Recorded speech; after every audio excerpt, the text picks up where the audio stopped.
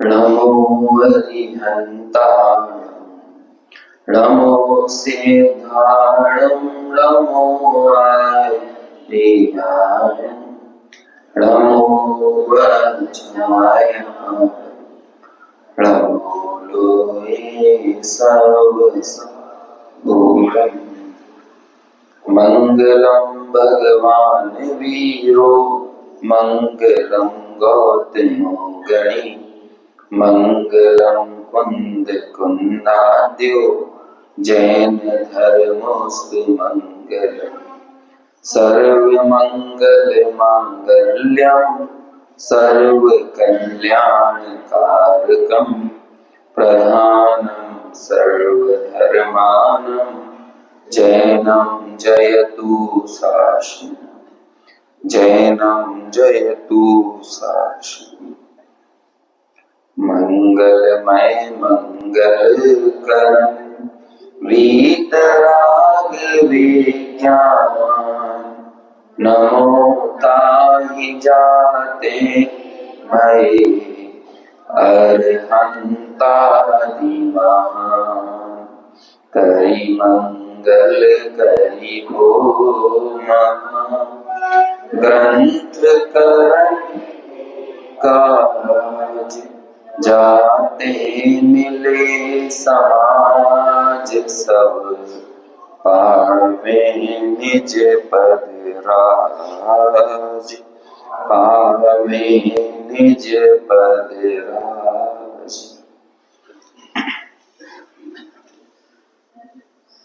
मोक्ष मार्ग प्रकाशक चौथा अधिकार मिथ्या चारित्र का स्वरूप, इस पर अपनी चर्चा चल रही है। चारित्र मुंह के उदय से जो कसाय भाव होता है उसका नाम मिथ्या चारित्र है।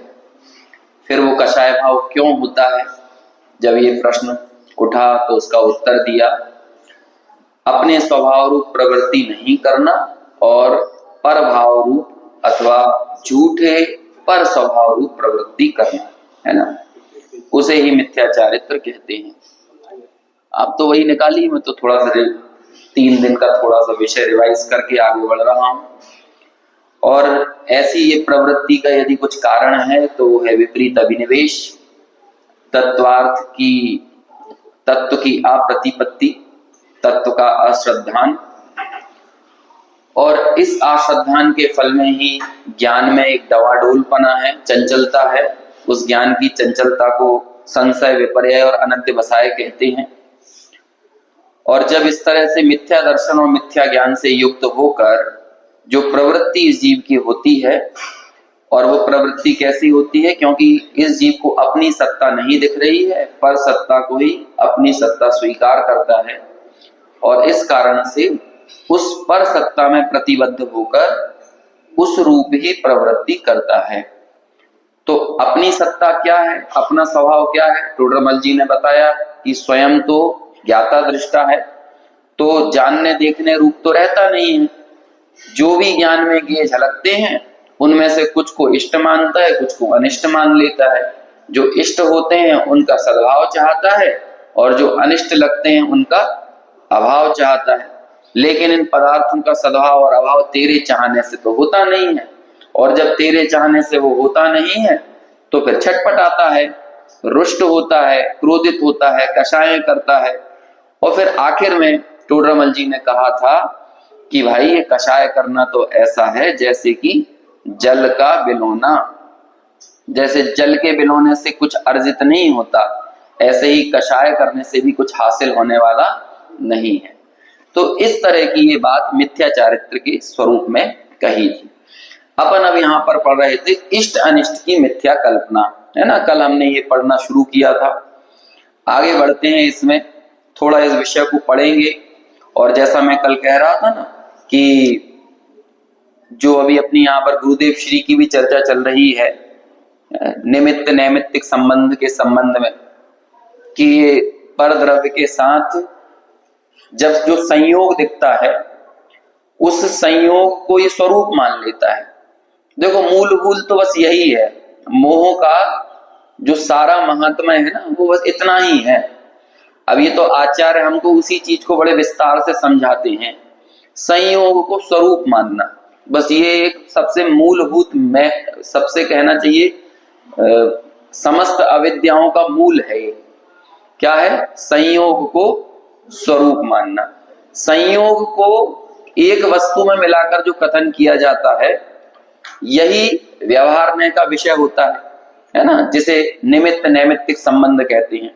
दो द्रव्य एक साथ परिणम रहे थे, अब बस दोनों के बीच में यदि कोई संबंध है तो इतना ही है कि दोनों का साथ में इन द सेंस एक द्रव्य का अलग चल रहा था, दूसरे का अलग, लेकिन हो रहा था काल में एक ही था।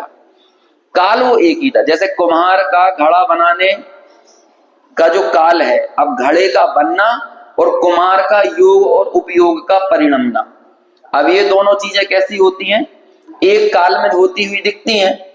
तो इस कारण से कुम्हार को ये लगने लगे कि ये घड़ा किसने बनाया है? ये मैंने बनाया है ना। इसे ही निमित्त की परिभाषा है ना, कि जब वस्तु स्वयं कार्य रूप परिणमित हो और उसके परिणमन का आरोप किसी अन्य द्रव्य पर आए, वही क्या कहलाता है? वो निमित्त कहलाता है। अब ये निमित्त जो है ये संयोग है, लेकिन इस निमित्त को स्वरूप मान लिया जाए तो ये क्या हो गया? यही मिथ्यात्व है। एक बहुत अच्छा कलश लिखा अमृत चंद्राचार्य ने। ये जो क्रांतिकारी गाथाएं हैं ना, 308 से 311, अब वो क्रांतिकारी में क्यों कह रहा हूं उन्हें, है ना।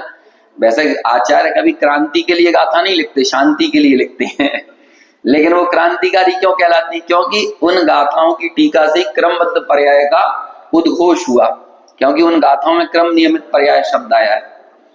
308 से 311 समय सार की गाथा।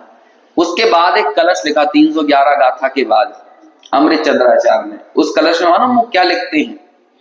वो कहते हैं ये दुनिया निमित्त नैमित्तिक संबंध को कर्ता कर्म संबंध मान लेती है, ना जाने ये कौन सा अज्ञान की महिमा है।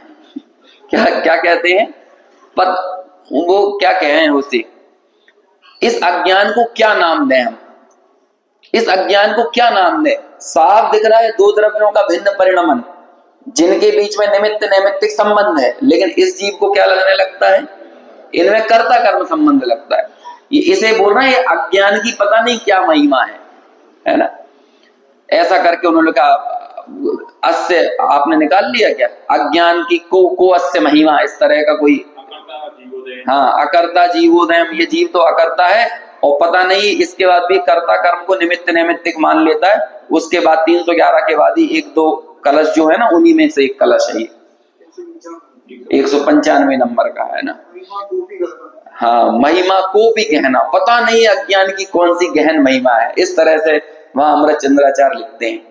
जैसे अपन बोलते हैं ना, लोक में चलता है कि इस प्यार को क्या नाम दूं, है ना।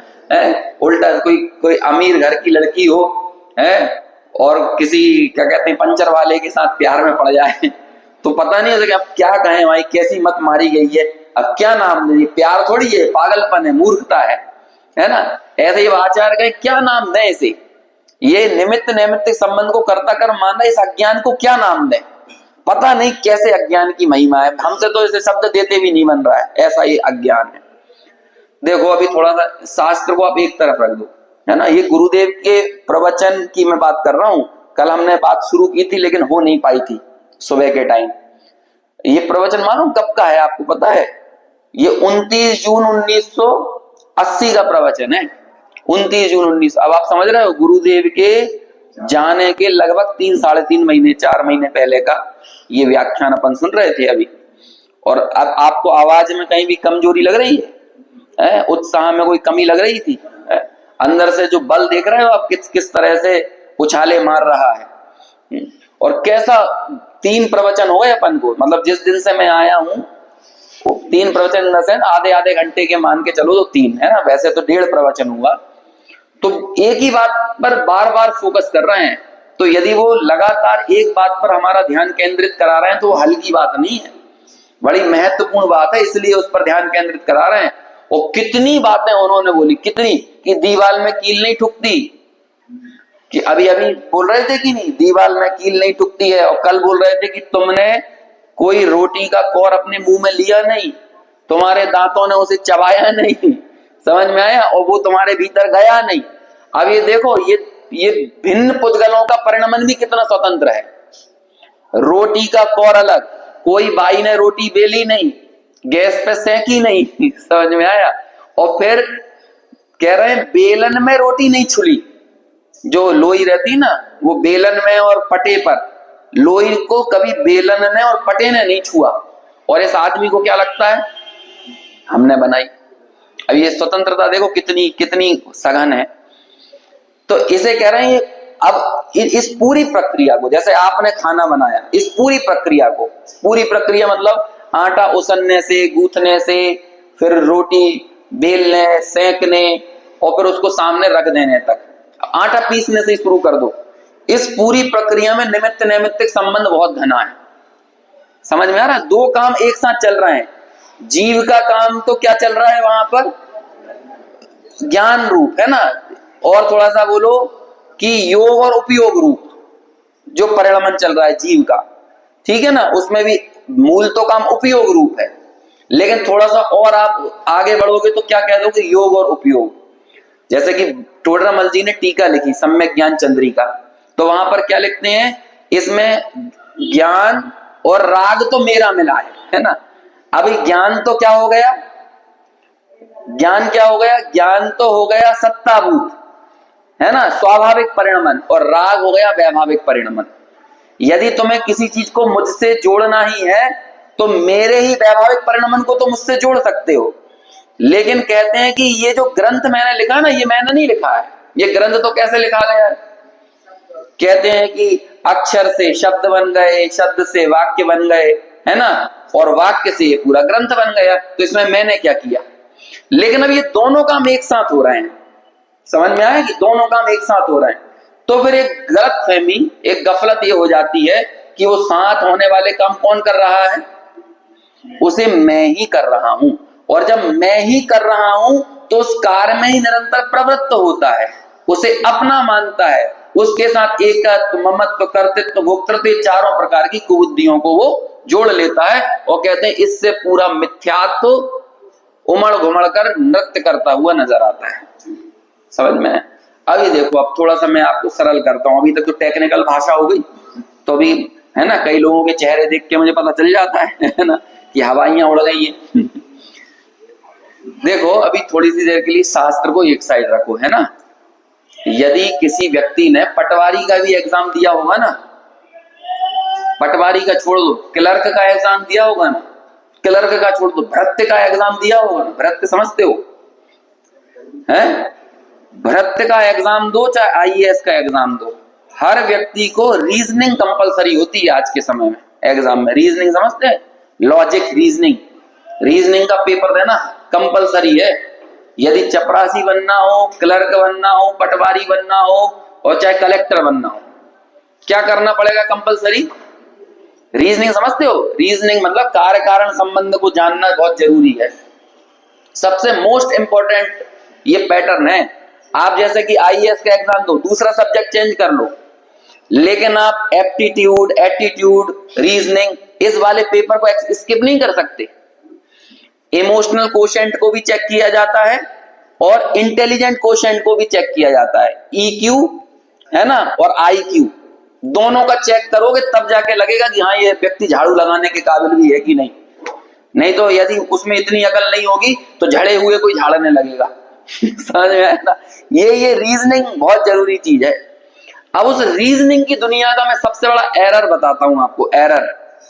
मैं ये नहीं बोल रहा हूं, ये आपको, आप कहीं भी चले जाना, किसी भी कोचिंग में चले जाना जहां पे ये रीजनिंग सिखाई जाती है, उन लोगों ने ना मोक्ष मार्ग प्रकाशक पढ़ा होगा, ना समय सार, ना कुछ, ठीक है ना, लेकिन उन्हें एक चीज बताई जाती है, एरर, सबसे बड़ा एरर। अभी मैं आपको बताता हूं एरर क्या है। को रिलेशन को इंटर रिलेशन मान लेना, ये रीजनिंग की दुनिया का सबसे बड़ा एरर है। को रिलेशन मतलब सह संबंध को अंतर संबंध मान लेना, ये मतलब समझो कि ये व्यक्ति चपरासी बनाने लायक नहीं है जो को रिलेशन को इंटर रिलेशन मान ले। अभी और आगे बढ़ो, जैसे न्याय व्यवस्था में कोई व्यक्ति को निरपराधी सिद्ध करना है, तो मालूम सिर्फ क्या कहना है, ये अपराध में इन्वॉल्व नहीं था, बस बगल से गुजर रहा था। जैसे कि किसी का खून हो रहा था ना, मर्डर, अब मर्डर होने का टाइम और उसी समय इस व्यक्ति का वहां से मोटरसाइकिल लेके गुजरना। अब आपको कोर्ट में क्या सिद्ध करना है, सिर्फ उस मर्डर की घटना में और इसके गुजरने में कोरिलेशन है, लेकिन इस कोरिलेशन ने, चूंकि ये वहां से गुजर रहा था तो इसने ही मर्डर किया, ये आप सिद्ध नहीं कर सकते। भाई आपके पास दूसरा कोई एविडेंस नहीं है कि भैया और तो कोई वहां पे था ही नहीं, यही अकेला गुजर रहा था और इसके ही बगल से गुजरते समय वो व्यक्ति मर गया, तो कहते हैं वो कैसे मर गया ये तुम देखो, आपको सिर्फ इतना सिद्ध करना ये सिर्फ गुजरा था वहां से, लेकिन ये इन्वॉल्व नहीं था उसमें, तो उससे क्या कहेंगे, भले ही किसी को सजा ना मिले लेकिन इसको बाइज्जत बरी कर दिया जाएगा। आरोपी तो बनाया जाएगा, कोरिलेशन था इसलिए आरोपी तो बनाया जाएगा लेकिन अपराधी नहीं बनाया जाएगा। इस दुनिया में सबसे ज्यादा बेगुनाह यदि कोई है ना तो निमित्त है, बेचारा अनादिकाल से आज तक आरोपी ही है, आज तक अपराधी नहीं बना है और कभी बनेगा भी नहीं, और मतलब वो आरोपी ही है, कभी घटना के साथ उसका कोरिलेशन तो रहेगा लेकिन कभी इंटर रिलेशन नहीं रहेगा, और जो कोई उस कोरिलेशन को इंटर रिलेशन मान लेगा कहते हैं ये ही कोई गहन अज्ञान है। अब ये निमित्त नैमित्तिक संबंध इतना घना है कि मेरा हाथ उठाने का भाव हुआ और उसी समय हाथ उठ गया, समझ में आया कि नहीं। अब ये दोनों ये कहते हैं कोरिलेशन है, कोरिलेशन है तुम्हारे हाथ उठाने के भाव में और इसके उठने में। तो टोडरमल जी ने लिखा है इसमें कि कई बार जैसा जीव परिणमित होना चाहता है वैसा पुद्गल भी होता है, कई बार पुद्गल परिणमित होता है तो उसके कारण जीव को मजबूरी में परिणमित होना पड़ता है। जैसा कि आप ऊपर की बिल्डिंग से नीचे गिर जाओ तो पुद्गल तो नीचे गिर रहा है लेकिन जीव चाह रहा है नहीं गिरूं लेकिन क्या कर लोगे तुम, अब दोनों का निमित्त नैमित्तिक संबंध इतना घना है कि वो पुद्गल गिरेगा मतलब ये शरीर गिरेगा तो देह भी गिर जाएगा। कभी कुछ क्रिया देह चाहती है, मत चाहती नहीं है, देह की होती है, उसी के कारण जीव को परिणमित होना पड़ता है, और कुछ क्रियाएं जो जीव चाहता है उसके अनुसार पुद्गल को परिणमित होना पड़ता है। और कई बार जीव और पुद्गल दोनों ही भिन्न भिन्न रूप से परिणमित होते हुए देखे जाते हैं, और बहुधा भाग ऐसे ही होता है, बहुधा स्थितियों में जीव और पुद्गल भिन्न भिन्न ही परिणमित होते देखे जाते हैं। लेकिन जो वो कभी कभार इस जीव ने चाहा और पुद्गल परिणमित हो गया, हमने 1 महीने डाइटिंग की, वॉकिंग करी, समझ में आया, लौकी का जूस पिया और पतले हो गए, तो कौन ने किया पतला समझ में आया, तो हमने ही किया ना, ये बॉडी का करता धरता कौन हो गया, नहीं हो गया। और नहीं हो पाए तो आपको कहिए तुम तो बहुत वॉकिंग कर रहे हो, खूब डाइटिंग कर रहे हो, कुछ असर वसर तो दिख नहीं रहा, कह भैया अपना शरीर ही ऐसा है तो करें क्या है, अब शरीर ही ऐसा है, वो उसकी योग्यता ही नहीं है इस रूप परिणमित होने की, और यदि हो जाए तो हमने किया। ये होता है कि नहीं, ये गलत फहमियों का जो बवंडर है ये कोई थोड़ा बहुत नहीं है, एक एक कदम कदम पर इस व्यक्ति को अपने अहंकार की पुष्टि करने के मौके उपलब्ध है, कदम कदम पर। आचार्य इस कर्ता कर्म संबंध से मतलब पर द्रव्य के कर्तत्व से तो छुड़ाते ही हैं, लेकिन जब आप इसकी गहराई में जाओगे ना, और गहराई में समय सार को और पढ़ोगे, पर द्रव्य के कर्तत्व के अहंकार को तो जाने दो, मैं पर द्रव्य को जानूं इस अहंकार को भी बाहर निकाला है। जो गेल उद्धता वाली बात आती है ना, उस गेल उद्धता में यही तो किया जाता है। जैसे कि मैं आपको एक एग्जांपल देता हूं, जैसे आपके उज्जैन नगर का विकास हो रहा है, सिंहस्थ के मध्य नजर हो रहा है ना, तो सब रोडों का चौड़ीकरण हो रहा है, यहाँ पे पीछे रोड खुदी हुई है ना, कहते हैं अगल में खुदा है, बगल में खुदा है, ऊपर खुदा है, नीचे खुदा है ना, जहां नहीं खुदा है वहां काम चल रहा है ना, मतलब कुल मिलाकर सब जगह खुदा है समझ में आया कि नहीं। तो अब जब ये 2-5 साल बाद एकदम चमचमाता हुआ शहर नजर आएगा तो देखो इस शहर के कितने कर्ता बनेंगे, इस शहर के विकास में कितने कर्ता बनेंगे। जो मुख्यमंत्री हो गए वो कहेंगे कि हमारे शासन काल में ये शहर विकसित हुआ, जो महापौर होंगे वो कहेंगे हमारे शासन काल में हुआ, जो सांसद होगा वो कहेगा हमारे शासनकाल में हुआ। समझ में आया कि नहीं? ये सड़कें बनी, ये नालियां बनी, ये सब जो हुआ जो किसने करा? फिर जो इसका आर्किटेक्चर होगा, इंजीनियर होगा, वो कहेगा ये हमने बनाया। समझ में आया ना? और जो यहाँ पे एक हथौड़ा छेनी लगा रहा होगा ना, वो कहेगा ये हमने बनाया। ये पूरा शहर किसने विकसित किया? ये हमने किया। अब बोलो एक काम के कितने करता हो गए? और जो अपन सब लोग ना अपन ने छेनी हथौड़ा लगाया और अपन ने कुछ नहीं किया, तो अपन कहेंगे हमारे सामने हुआ। अब बोलो ये कर्ता पने का अहंकार कितना कितना गहन है। ये किसके सामने हुआ? लेकिन कहीं ना कहीं अपने आप को इस परद्रव्य के बीच में उपलब्ध कराना हमारे लिए जरूरी हो जाता है। ये हमने ही किया। एक लाइन सुनी है आपने जो हर साल आप पढ़ते हो 10 लक्षण पर्व में? 10 लक्षण हो गए कंप्लीट क्या? अभी चल रहे हैं? अरे अभी भी थे ना जो फरवरी वाले, हो गए? हाँ, अभी वाले जो थे वो हो गए। तो उन 10 लक्षण पर्व में आप लोग एक पूजन पढ़ते उत्तम मार्दव धर्म में, मान करण को कौन ठिकाना। इसका मतलब पता चला कभी क्या हुआ है? कौन ठिकाना मान करने का? आपके कदम कदम पर मान करने के ठिकानों का कोई तोड़ नहीं है। और आपको क्या लगता है सिर्फ अडानी अंबानी का अहंकार बहुत बड़ा है? ये आपका रिक्शा ऑटो चलाने वाला होगा ना, उसका अहंकार भी अडानी अंबानी से कम नहीं है। तो अब उससे पूछो भाई तेरे पास मान करने की क्या वजह है? कि तुम्हें नहीं दिख रही वो वजह, लेकिन उसके पास है उसकी अपनी पर्याय मूलता। और उसे लिखते हैं पंडित कौन, ध्यानत राय जी की है ना, है ये मान करण को कौन ठिकाना। समझ में है? मैं एक बड़ा हास्यास्पद प्रसंग हर जगह सुनाता हूं, है ना। एक बार हमारे क्या कहते हैं ऑफिस में 14 अगस्त को मुख्यमंत्री का भाषण होता है रिकॉर्ड, और 25 जनवरी को राज्यपाल का जो प्रसारित होता है 26 जनवरी पे 15 अगस्त पे। तो जब सीएम आ रहे हो, राज्यपाल आ रहे हो, तो पूरे ऑफिस की साफ सफाई बहुत खास तौर पे हो जाती है, एकदम चकमका जाता है। भले साल भर गंदा पड़ा रहे, है ना, तो उस दिन वो साफ हो जाएगा। अब वो जो 2 वर्कर थे जो बाथरूम साफ कर रहे थे, अब उनने बढ़िया बाथरूम को चकमका दिया एकदम। और इत्तेफाक की बात थी, इस समय शिवराज सिंह चौहान सीएम हुआ करते थे, तो वो आए तो उन्होंने रिकॉर्डिंग से पहले उस टॉयलेट को यूज कर लिया, है ना। तो वो दोनों ही जो कर्मचारी थे ना, वो साइड में खड़े होकर बात कर रहे, आज तो अपनी मेहनत सफल हो गई कि मुख्यमंत्री जी वहां बाथरूम करके आ गए।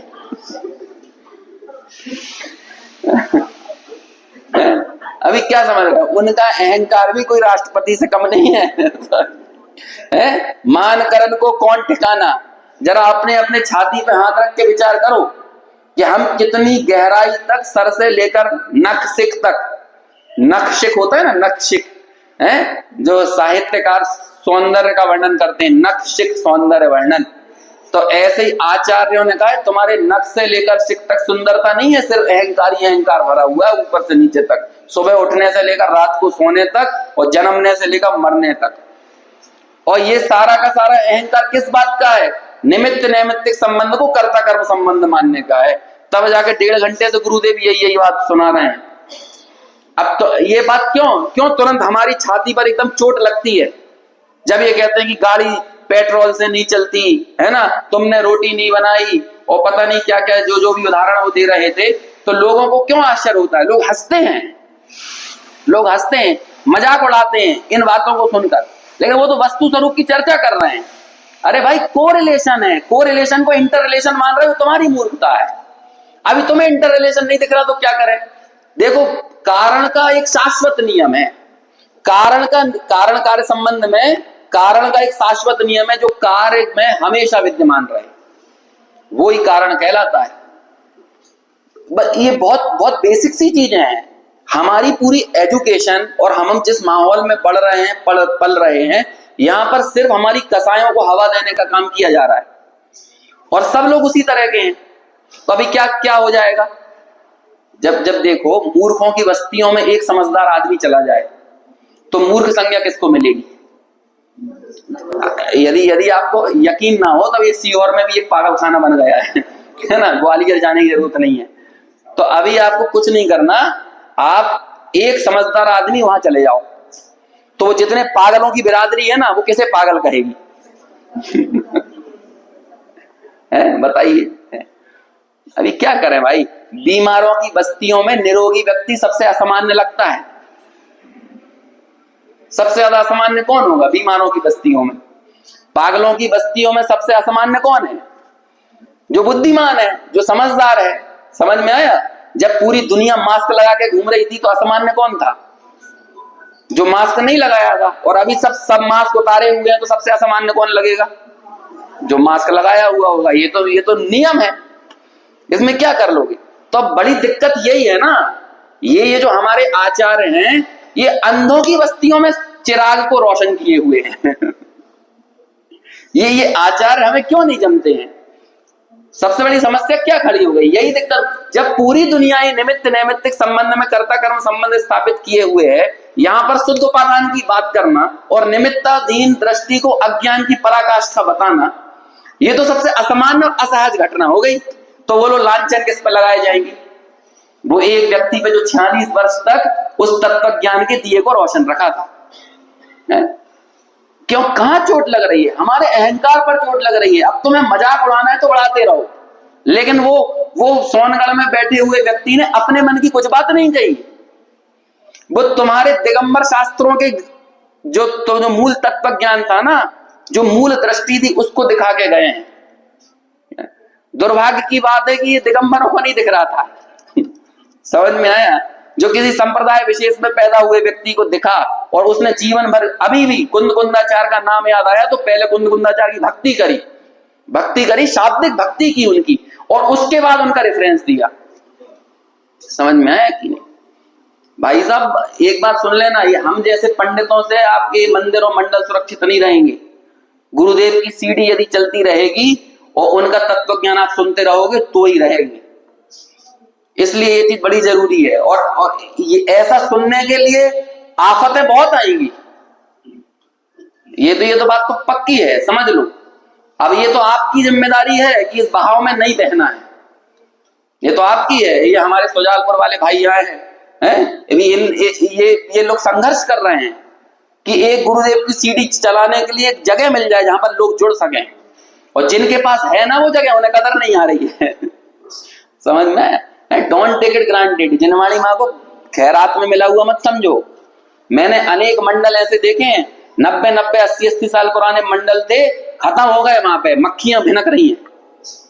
आपकी आज की लापरवाही आपसे पूरा तत्व ज्ञान छीन लेती है, परंपरा चली जाती है। तो इसके हल्के में मत लो इस चीज को। और वो ये हमारा नेचर है, जो चीज हमें मिल जाती है उसकी कदर चली जाती है, हमारा नेचर है। हम उस चीज की कीमत ही नहीं करते, उसका महत्व समझो। एक हमें स्थान मिलता है, संकुल मिलता है, और यदि वहां पर ऐसा तत्व ज्ञान हमारे सामने निरंतर प्रवाहित होता रहता है, और उस तत्व ज्ञान से किसको क्या मिलता है? बोलो, अमृत चंद्राचार्य टीकाएं लिख गए, अमृत चंद्राचार्य को क्या फर्क पड़ेगा तुम मान रहे हो नहीं मान रहे हो? गुरुदेव को क्या फर्क पड़ेगा? उन्हें तो जो अपना काम करना था चले गए, उन्हें क्या मिलेगा? तुम मानोगे नहीं मानोगे, क्या गाली दे लोगे तो उन्हें क्या फर्क पड़ेगा? मान लोगे तो उन्हें क्या मिलेगा? वो तो अपना काम कर गए। यदि हम सत्य तत्व को स्वीकार करेंगे तो हमारा भला होगा। हम किसी पर उपकार नहीं करना है। यदि हम लोगों को ये लगता है ना, कई बार हम ऐसी बातें करते हैं, भैया तुम स्वाध्याय भवन में नहीं आओगे तो इन मंदिरों का क्या होगा, इन धर्मशालाओं का क्या होगा, इस जिनवाणी का क्या होगा। ज्यादा तनाव नहीं लो जिनवाणी की और भगवान की और मंदिर की, किसी का तनाव लेने की जरूरत नहीं है। यदि तुम मंदिर नहीं आओगे, स्वाध्याय नहीं करोगे, तत्व ज्ञान से नहीं जुड़ोगे, स्वाध्याय भवनों में नहीं आओगे, इनका कुछ नहीं होगा। तुम ये सोचो, तुम नहीं आओगे तो तुम्हारा क्या होगा? समझ में? इनकी परवाह और चिंता करने की क्या जरूरत है? ये तो जो इनकी योग्यता होगी, जैसा काल में जैसा लिखा होगा वैसा इनका प्रवर्तन हो जाएगा। लेकिन हमारे तो निगोद और मोक्ष का प्रश्न है। इस भाव से हम या तो मोक्ष मार्ग प्रवर्तन कर लें या अपना उसी हेडक्वार्टर में जाने का निगोद का रास्ता आगे बढ़ा लें। तो ये छोटी बात है। ये दुनिया पढ़ा रही है इस बात को कि कोरिलेशन को इंटर रिलेशन मान लेना, ये सबसे बड़ा अज्ञान है। ये आचार्य 2-2000 साल पहले शास्त्रों में लिख के चले गए। निमित्त नैमित्तिक संबंध को कर, निमित्त नैमित्तिक संबंध मतलब कोरिलेशन, और कर्ता कर्म संबंध मतलब इंटर रिलेशन। समझ में आया कि नहीं? लेकिन ये कर्ता कर्म संबंध फिर आगे लिखा 75वीं गाथा के बाद एक कलश आता है समय सार में कि कर्ता कर्म संबंध वही होता है जहां व्याप्य व्यापक संबंध होता है। कर्ता वही है कर्ता इस विश्व में, इसके अलावा कोई कर्ता नहीं है जो उस कार्य में सदैव विद्यमान रहे। ये रोटी, एक रोटी आपकी जो प्लेट में रखी हुई है, इस रोटी का कर्ता कौन? बोलो। अब एक ऐसा कारण विद्यमान है इसमें जो हमेशा रहेगा, वो कारण चला जाएगा तो रोटी भी चली जाएगी। लेकिन इसके अलावा आप जितने लोगों को भी कर्ता बनाते हो वो सब कोरिलेशन वाले हैं। पटा ने रोटी बनाई, बेलन ने बनाई, तो पटा बेलन से क्या है, आजकल तो मशीन आने लगी है, लोई डालो उसके अंदर रोटी बन के निकल आती है, तो बोलो पटा बेलन करता हुए? पटा बेलन की मौजूदगी नहीं, फिर वो मशीन करता कहलाने लगेगी, क्योंकि कोरिलेशन मशीन का हो गया है। अभी देखते जाओ यहाँ पे एक रोटी के कितने कर्ता बनाए जा सकते हैं, कोरिलेशन वाले सैकड़ों। मम्मी ने रोटी बनाई, ये समझ रहे हो? इस अज्ञान को मैं देखो एक बड़ी अत्यंत बड़ी मूर्खता से बताता हूं, कोरिलेशन को इंटरलेशन मानना। हम क्रिकेट मैच देख रहे थे, एक सोफे पे बढ़िया बैठ के, बढ़िया क्रिकेटर कोई भी अपना पसंद का, विराट कोहली बैटिंग कर रहा है, और हम 2 मिनट के लिए किचन में गए और पानी पीने चले गए, और विराट कोहली आउट हो गया, तो तुरंत क्या बोले कि भैया मैं यहां से उठ के गया ना, कोई विराट कोहली चला गया। बस ऐसी ही मूर्खता है, निमित्त संबंध को कर्ता कर्म संबंध मान लेना। समझ में आया? ये कोरिलेशन को इंटर रिलेशन मान लेना। और ये चपरासी बनने की लायकात भी उसमें होगी जो इस रिलेशन को समझता है, तो भगवान बनने की लायकात किसकी होगी बताओ? भगवान कौन बनेगा? आपको आपने हल्के में ले लिया है, तब जाकर ये टोडरमल जी लिखते हैं यहाँ पर, निमित्त नैमित्तिक संबंध अत्यंत घने हैं। समझ में आया? उस पर गुरुदेव ये 1.5 दिन से 2 दिन से लगातार बोल रहे हैं, है ना? और आगे मुझे पूरा भरोसा कि कल भी ये चर्चा करने वाले, इतने आराम से नहीं छोड़ेंगे।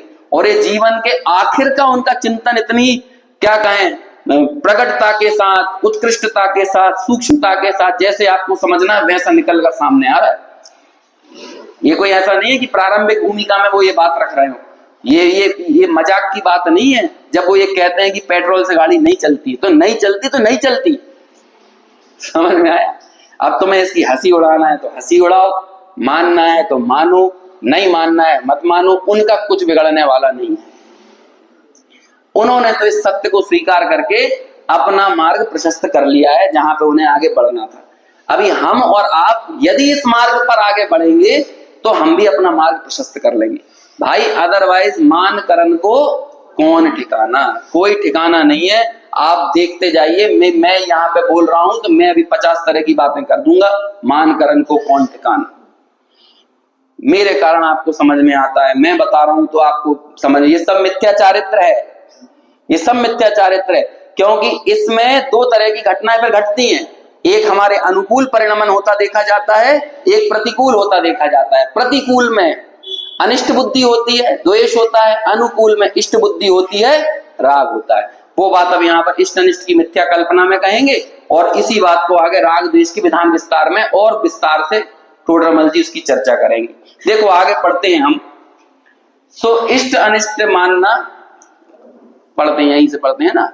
कसाय भाव होते हैं सो पदार्थों का इष्ट अनिष्ट मानने पर होते हैं। सो इष्ट अनिष्ट मानना भी मिथ्या है, क्योंकि कोई पदार्थ इष्ट अनिष्ट है नहीं, है ना। अब देखो अभी मैं जब पढ़ता जाऊंगा आपको सीधे वो बात से रिलेट करते जाना जो जो अपन बोल चुके हैं। कैसे? सो कहते हैं जो अपने को सुखदायक उपकारी हो उसे क्या मानता है? इष्ट मानता है। अपने को दुखदायक अनुपकारी हो उसे अनिष्ट मानता है। अब देखो टोडरमल जी का क्या कहे, कुछ जो पेटेंट वाक्य है ना इस ग्रंथ के, वो आ रहा है। लोक में सर्व पदार्थ अपने अपने स्वभाव के ही करता है। सब पदार्थ कैसे हैं? अपने अपने स्वभाव के ही करता है। कोई किसी को सुखदायक दुखदायक, उपकारी अनुपकारी है नहीं। कोई भी पदार्थ, समझ में आया ना। वो स्वान वृत्ति नहीं रखना है कि लाठी से कुत्ते को मारा जा रहा है तो लाठी मार रही है कि वो मार रहा है ऊपर बैठा हुआ जो आदमी के हाथ में लाठी है। पदार्थ तो है ही नहीं, इसका नाम ही है नौकर्म। ये जो भी संयोग हमको मिल रहे हैं, संयोगों का नाम क्या है? वैसे मूल में तो ये शरीर होता है नौकर्म। समझ में? नौकर्म किसे कहते हैं? किसे कहते हैं नौकर्म? नौकर्म किसे कहते हैं? शरीर आदि पति पत्नी पुत्र, इनको मात्र शरीर ही 9 कर्म होता है। समझ में आया? 2 प्रकार के शरीर होते हैं, कार्माण शरीर और बाकी 9 कर्म। जिनसे कार्माण शरीर है ना वो कर्म है, जिनसे कार्माण शरीर बना तो वो 8 कर्म क्या कहलाते हैं? 5 प्रकार के शरीर होते हैं, औदारिक, वैक्रियक, आहारक, तेजस, और अभी तेजस को थोड़ी देर के लिए भूल जाओ। तो एकमात्र कार्माण शरीर को बनाने वाले होते हैं 8 द्रव्य कर्म, और जहां पर बाकी के 3 शरीर बनते हैं ये क्या कहलाते हैं? 9 कर्म। तो मूल में तो ये शरीर ही 9 कर्म होता है, लेकिन ये देश को भी 9 कर्म क्यों कह दिया जाता है? नगर को 9 कर्म क्यों? परिवार को 9 कर्म क्यों? पत्नी को, बच्चों को, इनको 9 कर्म क्यों? क्योंकि इन सब लोगों से कहीं ना कहीं शरीर का साता और असाता, मतलब उपकार अनुपकार व्यवहार से होता हुआ देखा जाता है। तो उपचार से उनको भी सहयोगी होने के कारण क्या कह देते हैं? 9 कर्म। जैसे कोई व्यक्ति यदि मान के चलो पहाड़ों में पैदा हो, पहाड़ों में इधर मणिपुर तरफ पैदा हो जाए, तो उसके मुंह का आकार अलग प्रकार का होगा कि नहीं? वहां पे होते ना थोड़े चपटे टाइप के होते हैं, आंखें छोटी होती हैं, तो वो क्यों हुआ? वहां के परिवेश के कारण हुआ ना। तो परिवेश भी क्या कहलाने लगेगा? 9 कर्म, क्योंकि उससे शरीर की रचना में वो सहकारी हुआ है, निमित्त हुआ है। निमित्त नैमित्तिक संबंध घने है ना, तो वो सहकारी हुआ, इसलिए वो भी उपचार से क्या कहलाता है? वो भी 9 कर्म कहलाता है। तो मूल में तो शरीर ही 9 कर्म होता है। समझ में आया? लेकिन कहते हैं ये 9 कर्म सुखदायक दुखदायक है ही नहीं, ये सारे संयोग सुखदायक दुखदायक उपकारी अनुपकारी है नहीं। देखो क्या कहते हैं, यह जीव ही, अब देखो सुखी दुखी कैसे होता है, यह जीव ही अपने परिणामों में, दिख रहा है ना यहाँ पे, अपने परिणामों में उन्हें सुखदायक उपकारी मानकर इष्ट जानता है, अथवा दुखदायक अनुपकारी जानकर अनिष्ट मानता है। क्योंकि एक ही पदार्थ किसी को इष्ट लगता है, किसी को अनिष्ट लगता है। जैसे जिसे वस्त्र ना मिलता हो उसे मोटा वस्त्र इष्ट लगता है, और जिसे पतला वस्त्र मिलता है उसे वह अनिष्ट लगता है। सूकर आदि को विष्ठा इष्ट लगती है और देवादि को अनिष्ट लगती है। किसी को मेघ वर्षा इष्ट लगती है और किसी को अनिष्ट लगती है। इसी प्रकार अन्य जानना। देखो भाई, यदि कोई पदार्थ उपकारी हो, इष्ट हो, तो सबके लिए होना चाहिए, लेकिन कोई पदार्थ किसी के लिए इष्ट है और किसी के लिए अनिष्ट है, और एक ही पदार्थ किसी काल में इष्ट है और किसी काल में अनिष्ट है। जैसे जैसे गर्मी बढ़ रही है तो कंबल क्या होता जा रहा है? अनिष्ट होता जा रहा है। और कुछ समय पहले तक पंखा एसी क्या थे, अभी दिसंबर के महीने में, तो वो लोग क्या इष्ट है और क्या अनिष्ट है। कई बार तो मैं सोचता हूँ, ये उदाहरण पढ़ता हूं ना, मैं सोचता हूं कि यदि इन सुअरों का मानवीयकरण किया जाए ये सुअर है ना, ये जो उदाहरण दे रहे हैं, इन सुअरों का मानवीयकरण किया जाए तो इन सुकरों की नजर में दरिद्र कौन है? जो लोग मिठाई खा रहे हैं समझ में आया कि नहीं? मतलब यदि इनका मानवीकरण करके पूछा जाए तो जिसके पास ज्यादा विष्ठा है तो वो अपने आप को अमीर मानता होगा, जिसके पास कम विष्ठा है वो अपने आप को क्या मानता होगा? और उसका पुण्य का उदय यही है। जैसे ज्यादा विष्ठा मिल जाए तो उसके लिए ये पुण्य का उदय है ना, और जैसे कम विष्ठा मिलेगी उसके लिए, अरे नाक मुंह सिकोड़ने की जरूरत नहीं है, सच्चाई है। ऐसे हम लोगों ने अपने अपने लिए बना लिया है ना ये इष्ट का पैमाना, कि हमारी तिजोरी में थोड़ा ज्यादा पैसा हो, सोना चांदी ज्यादा हो, तो वो लोग क्या लगने लगता है? कमाल की बात तो ये, कोई को जब सोना चांदी 60-70 हजार चल रहे थे ना, ये आदमी तब भी नहीं खरीदता, लेकिन जब उसका रेट 1.5 लाख 2.5 लाख जो भी होता जा रहा है ना, तो तनाव ले रहा है जबरदस्ती। लेना उसे तब भी नहीं था और ले अभी भी नहीं पाएगा, लेकिन तनाव जबरदस्ती का ले रहा है। अरे 2.5 लाख हो गई, 2.5 लाख हो गई, 2.5 लाख हो गई, काय का तनाव ले रहा है? 2.5 लाख हो गई चाहे 3 लाख हो गई चांदी है, तो मैंने ली तो तब भी नहीं थी, और बेफिजूल में अभी तनाव ले रहे हो। समझ में आया कि नहीं? कोई ठिकाना नहीं है। जब अपना ये अज्ञान इस आगम के माध्यम से देखते हैं ना, तो अपने ऊपर हंसी आती है। हंसी आती है कि हमारा कीमती समय ये उपयोग कहाँ कहाँ कैसा कैसा बर्बाद होता रहता है बेफिजूल में। टोडरमल जी ने, मैंने एक दिन शायद चर्चा निकाली थी, वो पूरी नहीं हो पाई थी, कि दो तरह के हमारे पास एलिजिबिलिटी है सम्यक दर्शन की। कौन कौन सी कही थी? एक तत्व विचार की शक्ति और एक मंद कषाय, हम सबके पास है वो। मालूम टोडरमल जी ने आगे क्या लिखा? हम इन शक्ति को बर्बाद कहां करते हैं? अभी जाग जाओ सब लोग जो जो सो रहे हैं अभी सुन लो कि हम इस शक्ति को बर्बाद कहां करते हैं। ये 3 स्थान बताए उन्होंने, और ये पूंजी है हम सब लोगों की, रियल पूंजी। क्या है अपनी असली पूंजी? है ना? What is your capital?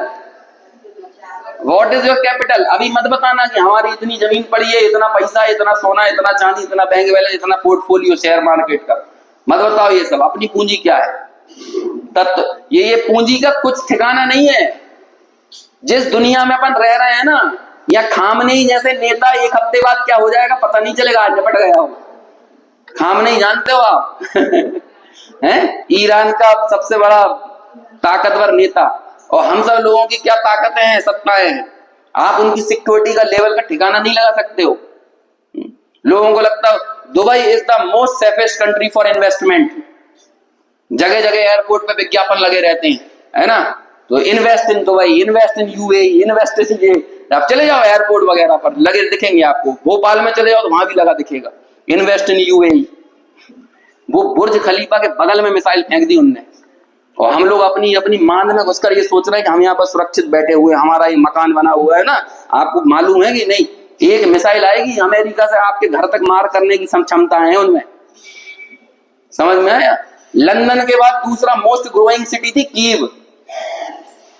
नाम सुना? यूक्रेन की राजधानी कीव, मोस्ट ग्रोइंग सिटी। क्या हो गया कीव का? अभी कीव को जाकर देखोगे तो खंडर बनाकर रख दिया है पूरा। 4 साल में कीव का नक्शा ही बदल गया है। सबसे ज्यादा इन्वेस्टमेंट आ रहा था अपने में, invest in MP, invest in MP, most safest. अरे क्या है सेफेस्ट भाई साहब? खरगोश की मान रहती है ना, घास फूस की मान में, जैसे वो सोच रहा है हम सेफ हैं, ऐसे हम लोगों को लग रहा है हम अपनी अपनी मान में घुस के सेफ हैं। ये नहीं है पूंजी। अपनी असली पूंजी क्या है बताओ? ये जिस समय अभी आप लोग यहाँ बैठे हो ना, ये पूंजी है आपकी। लेकिन ये बर्बाद कहाँ होती है? What is your capital? ये कहाँ इन्वेस्ट होना चाहिए और कहाँ वेस्ट हो रही है ना? इन्वेस्ट कहाँ होना चाहिए था? क्या है कैपिटल? अपने हृदय पे हाथ रखकर पक्का कर लेना, यही है हमारी कैपिटल। तत्व विचार की शक्ति मिल गई है और मंद कषाय, क्योंकि उस मंद कषाय के कारण आप यहाँ हो। नहीं तो आपके पास बहुत सारी जगह थी, अभी वो युद्ध देख रहे होते, है ना, घर में बैठ के, और मतलब देख रहा है, मौत का तांडव देख रहे हैं, और तो भी मजा आ रहा है मौत का तांडव देख के। बिल्कुल वो स्टोक देश का छंद याद आता है पूज्यपाद स्वामी का, कि पेड़ पर बैठा हुआ बंदर और पूरे जंगल में लगी है आग, और बंदर उचक रहा है पेड़ पर बैठकर। देखो वो पेड़ जल गया, वो गीदड़ जल गया, वो जानवर जल गया, वो जानवर जल गया। अरे भाई तू जहां बैठ के उचक रहा है ना, वो उसी जंगल के बीच में पेड़ जहां पे आग लगी हुई है, उसी जंगल के बीच में वो पेड़, वो कहीं और नहीं है। तो तुम ये करो, अरे दुबई में बुर्ज खलीफा के बगल में गिर गया, वो यहाँ गिर गया, ये वहां गिर गया, और फिर हम कैलकुलेशन लगाएंगे अपने यहाँ यदि मिसाइल आएगी तो दिल्ली में ही गिरेगी, अपने उज्जैन में तो नहीं गिरने वाली है? मतलब यहाँ भी यदि इतना कैलकुलेटिव आदमी तो देखा नहीं हमने। वो यहाँ शास्त्र सभाओं में बैठ के भी कैलकुलेशन कर लेता है। देखो यहाँ से मर के स्वर्ग चले जाओ, और फिर जब स्वर्ग की आयु 6 होगी तब तक तो यहाँ चौथा काल लग जाएगा, फिर अपन यहीं पैदा हो जाएंगे, फिर मोक्ष चले जाएंगे। पूरा कैलकुलेशन बैठा लेता है मोक्ष जाने का भी अपना, है? इतना ज्यादा गणित लगा रहा है ना बेबुनियाद चीजों में, कोई ठिकाना नहीं है उसका, ऐसा कैलकुलेशन। तो व्हाट इज योर कैपिटल? क्या है capital? What is your capital? क्या है आपकी पूंजी? तत्व विचार की शक्ति और मंद कषाय। अब ये कहां वेस्ट होती है? सबसे पहला स्थल मालूम क्या बताया? प्रमाद में काल गवाए। पहला काम क्या है? प्रमाद में काल गवाए। हिंदुस्तान का आदमी सबसे फोकटिया है, वो बिना मतलब के जेसीबी की खुदाई भी देख सकता है ना, वो घंटों देख सकता है ना, उसे कुछ नहीं है, रोड बनता हुआ देख रहा, हाँ डामर डल रहा है, हाँ अभी गड्ढा खोद रहा है, ये सब क्या है? जैसे बोलते हैं प्रमाद में काल गवाए। समझ में आया ये क्या है? मिली थी ज्ञानावर्णी का क्षय उपशम था, तत्व विचार की शक्ति थी, मंद कषाय भी थी। हाँ तीव्र कषाय नहीं था, लेकिन बस बैठा ही हुआ। मतलब किसी से पूछो और भाई यहाँ कैसे, तो ऐसे ही ऐसे ही क्यों हो यहाँ पे? और आज मंदिर में कैसे ऐसा ही भगवान के साथ आज मंदिर में कैसे दिख गए? मंदिर में भी ऐसा ही आ रहा है। आज स्वाध्याय में कैसे ऐसा ही ये सब क्या है? ये प्रमाद में काल गवाह है। उसे कोई निर्धार नहीं है कहाँ कैसे रहना, कैसे जीना, क्या विचारना, क्या निर्णय करना। उसे मालूम नहीं है कि उसे क्या चीज मिल गई है, what is his capital and where, ये कहां पर इन्वेस्ट की जाना चाहिए थी, उसे नहीं मालूम है। कोई ठिकाना नहीं। सब ऐसे ही चल रहा है, सब ऐसे ही चल रहा है। पहला स्थल कौन सा है? प्रमाद में काल गवाह। दूसरा स्थल पढ़ लेना, ये इसकी लाइन ही है ना। मैं भले ही कई बार ये प्रकरण छोड़ देता हूं, लेकिन मैं मोक्ष मार्ग प्रकाशक नहीं छोड़ रहा हूं। भले मैं आपको आगे पीछे का टूर कराया आता हूं बीच बीच में जाके, है ना, है, लेकिन मैं मोक्ष मार्ग प्रकाशक में ही हूं। मैं बस बोलता थोड़ा अपने शब्दों में, लेकिन है वो मोक्ष मार्ग प्रकाशक ही, है ना। फिर दूसरा स्थल क्या है? टोडरमल जी क्या लिखते हैं? मंद कषाय सहित विषय कषायों में प्रवर्ते। तीव्र कषाय सहित नहीं, जो भी खाना मिल गया चुपचाप से खा लिया। बच्चे ने कहा चलो पापा फिल्म देख के आते हैं, हाँ चलो, तो बड़े भीतराग भाव से पिक्चर देख के आ गए, है ना, है बढ़िया। उन्होंने कहा चलो पापा शिमला घूम के आते हैं, गर्मी आ गई तो पापा जी शिमला चले गए, है ना, तो शिमला की वादियां नहीं आ रहा है, चलो गोवा चलते हैं, तो गोवा भी घूम के आ गए। चलो पापा जी फलाने मोहल्ले में शादी है तो वहां चलते हैं, तो वहां चले गए। पापा जी थोड़ा डांस कर लो, तो पापा जी डांस भी कर लिया। ये सब क्या है? मंद कषाय में मंद कषाय से विषय कषाय में प्रवर्ते। दूसरा बर्बादी का स्थल। पहला क्या था? प्रमाण में, वो तो ऐसा ही कर रहा है। दूसरा मंद कषाय, ऐसा नहीं है, खींचतान नहीं है, लेकिन मंद कषाय से परिवर्तन हो रहा है ना। और फिर बाद में पापा जी चले जाते हैं ऊपर, तो बच्चे ही बोलते हैं अच्छे थे पापा जी, दिल्लान में बैठे रहते थे, कुत्ता भगाते रहते थे खांसते रहते थे तो चोर वोर नहीं आता था, है ना, एक सीसीटीवी का काम कर रहे थे। तो ऐसे पापा जी मंद कषाय में चले जाते हैं। तो ऐसा नहीं करना है, समझ आए? मंद कषाय से विषय कषाय में प्रवृत्ति। और तीसरा स्थल बड़ा खतरनाक है। जब ये तीसरा स्थल गुरुदेव ने बोला ना, तो दुनिया में धूम मच गई। धूम मच गई मतलब लोगों को बड़ा दर्द हुआ, मरोड़ मच गई पेट में। जब ये तीसरा, तो वो टोडरमल जी पहले लिख चुके थे। मालूम तीसरा क्या है? व्यवहार धर्म में प्रवर्तन करें। तत्व निर्णय तो ना करे, लेकिन क्या करे? व्यवहार धर्म में प्रवर्तन करे। ये पूंजी तो थी, इन्वेस्ट भी हो रही है, और ये मूल में लिखा हुआ है, पढ़ लेना। और टोडरमल जी की एक भी बात बेबुनियाद और निराधार नहीं होती है, उसके पीछे इतना ठोस आगम का बल है। मैं तो सोचता हूं कि यदि टोडरमल जी ने ये ग्रंथ पूरा लिखा होता और बाद में खुद ने ही इस ग्रंथ पर टीका लिखी होती जिसका वो विस्तार करते, तब पता चलता कि एक एक चीज के पीछे कितना गहन आगम का उद्धरण है, संदर्भ है, उसका पूरा रेफरेंस है। व्यवहार धर्म में प्रवर्ते, लेकिन तत्व निर्णय ना करे। बाकायदा सब में चुस्त है, हर क्रिया में चुस्त है, व्रत में चुस्त है, 16 कारण रख लो, 10 लक्षण 28 सब करा लो, पूजा करा लो, विधान करा लो, सब करा लो। व्यवहार धर्म में प्रवर्ते, लेकिन तत्व निर्णय ना करे तो क्या होगा मालूम? करिए क्या बोलते हैं वो, तीसरे वाले पॉइंट को हाईलाइट करती है।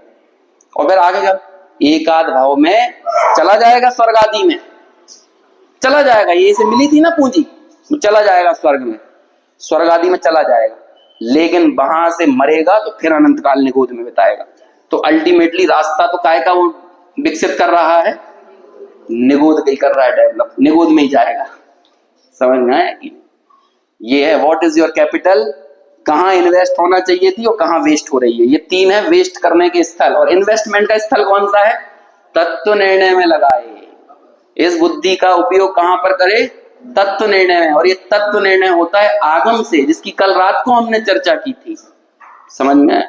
इसलिए इस आगम से जुड़ना इतना जरूरी है। इससे सत्ता और असत्ता का ज्ञान होता है, इससे भेद ज्ञान को बल मिलता है, इससे पता चलता है वर्णादि और रागादि से निजभाव न्यारा कैसे है। प्रत्येक ज्ञान की पर्याय में वर्ण है, राग है और ज्ञान स्वयं है। इसमें ज्ञान मात्र मेरी सत्ता है, वर्ण आदि और राग आदि वाली मेरी सत्ता नहीं है। ये पता चलता है जिनवाणी से। इसलिए आगम का अभ्यास करना पड़ता है। इसलिए इस आगम की पंक्ति पंक्ति, लाइन लाइन, लिटी लिटी बोलते थे ना गुजराती में, क्या बोलते हैं? यही बोलते हैं है। एक एक लाइन शब्द शब्द का अर्थ किया गुरुदेव ने, 19 बार प्रवचन समय सार को पढ़ गए लाइन लाइन सहित, ऐसा किया। ऐसा ये है। और उस चर्चा के क्रम में उस 372वीं गाथा को आधार बनाकर ये बात समझा रहे हैं हमको कि क्योंकि पूरा सर्व विशुद्ध ज्ञान अधिकार कर्ता कर्म की बुद्धि पर चोट है, पूरा सर्व विशुद्ध ज्ञान अधिकार में इस कर्तृत्व की मान्यता पे 2 बार है। समय सार की सबसे बड़ी चुनौती है कर्ता कर्म की बुद्धि। लगभग आधा समय सार समर्पित है कर्ता कर्म के खिलाफ, आधा समय सार। कर्ता कर्म अधिकार पूरा ऑलमोस्ट कितनी गाथाएं हैं? 72 है ना, 2 70 72 और 4 76 गाथाएं, ठीक है। और लगभग 108 गाथाएं सर्व विशुद्ध ज्ञान अधिकार की, तो कितनी हो गई? ऑलमोस्ट 200 हो गई। और पूरा बंध अधिकार, इनमें तो साफ साफ कर्ता कर्म के ऊपर चोट की। बंध अधिकार में देखो ना, मैं मारता हूं, मैं बचाता हूं, तू मार कैसे सकेगा जब आयु हर सकता नहीं। पूरी गाथा है, मैं सुखी करता अन्य को या दुखी करता, मैं सुखी दुखी नहीं करता। ये सब चीजें, ये गाथाएं क्या बताती हैं? कि मैं परद्रव्य का करता नहीं हूं। उसे यहां पर लिख रहे हैं कि भाई कोई पदार्थ तेरे उपकारी अनुपकारी नहीं, कोई तेरे को सुखदायक दुखदायक नहीं। अभी आगे का जैसे जैसे वस्त्र मिलता हो तो किसी को मोटा वस्त्र उपादेय लगता है और किसी को पतला वस्त्र हे लगता है ना। ये सब लिख रहा है। सूकर आदि को विष्ठा अच्छी लगती है और देव आदि को वो अनिष्ट लगती है। तो इसमें कोई क्या करे? यदि कोई पदार्थ इष्ट है तो सदा इष्ट होना चाहिए, और अनिष्ट है तो सदा अनिष्ट होना चाहिए। समझ में? देखो एक पैराग्राफ और पढ़ के अभी बात यहाँ पे पूरी करते हैं अपन। तथा इसी प्रकार एक जीव को भी, जो मैं अभी बोल रहा था, एक ही पदार्थ किसी काल में इष्ट लगता है, किसी काल में अनिष्ट लगता है। तथा यह जीव जिसे मुख्य रूप से इष्ट मानता है वह भी अनिष्ट होता देखा जाता है। होता देखा जाता है कि नहीं है? 8 नवंबर 2016 8 बजे के पहले तक 500 और 1000 के नोट इष्ट लगते थे, और 8:30 बजे से पहले उन्हें लाने के लिए लाइनों में लग जाता था, फिर उन्हें निकालने के लिए लाइन में लगने लगा। समझ में आया? और फिर किसी को यदि 2-4 साल बाद 500 की गड्डी मिल गई, पत्नी की तिजोरी में रखी हुई है ना, पुराने वाले 500 अभी वाले नहीं, तो वो पति देव कहाँ छुपा के रखी थी ये है ना, है ये पूरा का पूरा 10,000 रुपए की गड्डी बर्बाद हो गई। लग रहा है कि नहीं? और पहले मिल जाती, अच्छा हुआ तुम सेविंग करती रहती हो, है ना, तो बच जाता है। अभी वो सेविंग करी तो वो बेकार लग रहा है। अभी बोलो क्या हो गया है? कुछ काल पहले तक इष्ट लग रहा था, कुछ काल बाद अनिष्ट लगने लगा। उस दिन तो सबको भेद विज्ञान हो गया। समझ में है कि नहीं? गुरुदेव पहले बोलते थे कि धन धूल छे धूल छे, 8:30 बजे सबको लगने लगा था कि धन धूल छे। उससे पहले किसी को नहीं लग रहा था वो धूल है। होता है कि नहीं ऐसा? देखो अभी जैसे शरीर इष्ट है परंतु रोगादि सहित हो तब अनिष्ट हो जाता है। पुत्रादिक इष्ट है परंतु कारण मिलने पर अनिष्ट होते देखे जाते इत्यादि जानना। तथा यह जीव जिसे मुख्य रूप से अनिष्ट मानता है वह भी इष्ट होते देखा जाता है। जैसे उदाहरण के लिए गाली अनिष्ट लगती है, लेकिन ससुराल में मिले तो है तब इष्ट लगती है इत्यादि जानना। इस प्रकार पदार्थ में इष्ट अनिष्टपना है नहीं। यदि पदार्थ में इष्ट अनिष्टपना होता तो जो पदार्थ इष्ट होता वह सभी को इष्ट ही होता, और जो अनिष्ट होता वह अनिष्ट ही होता। परंतु ऐसा है नहीं। यह जीव कल्पना द्वारा, है ना, सब इल्यूजन चल रहा है, हेल्यूसिनेशन है, सब कल्पना द्वारा इन्हें इष्ट अनिष्ट मानता है, सो यह कल्पना झूठी है ना। अभी अपन यहीं रुकते हैं। अपने ये सुजालपुर वाले भाई आए हैं, स्वाध्याय भवन की आपको यहाँ पर कुछ सूचना देंगे। और बहुत अच्छे भद्र जीव हैं, छोटा सा मंडल है, लेकिन तत्व की इनकी बहुत गहन भावना है, रुचि है। अपने यहाँ भी एक ऐसा स्वतंत्र रूप से कोई संकुल बने, और जिस संकुल के भीतर ये बहुत ही निर्बाध रूप से ज्ञान आराधन कर सकें, ऐसी भावना से यहाँ पर ये एक छोटा सा उपक्रम ये सुजालपुर में कर रहे हैं, जिसका भी पिछले महीने इसी महीने शिलान्यास हुआ शायद, है ना। तो बहुत अच्छा ये काम है, उसकी यहाँ पर आपको भी सूचना देंगे।